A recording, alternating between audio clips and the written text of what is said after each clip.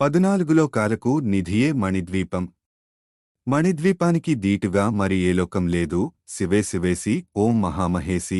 మణిద్వీపానికి మాతగా పరమేశ్వరిదేవి మణులోరత్నపురాసులతుల తొగుతూ ఉంది.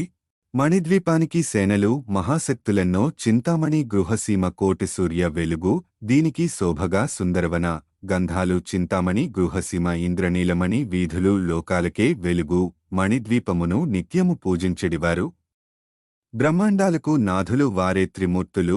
మణిద్వీపానికి కాంతులు సూర్యచంద్రతారకలు. లక్ష్మీపార్వతీ సరస్వతుల వారే త్రిజ్యోతులు. మణిద్వీపేశ్వరి భావనే మహాసౌభాగ్యం. మణిద్వీపానికి సౌందర్యం గంధర్వ కళాగానాలు. పద్మరాగమణి ఊయలపై ఊగే శ్రీమాత.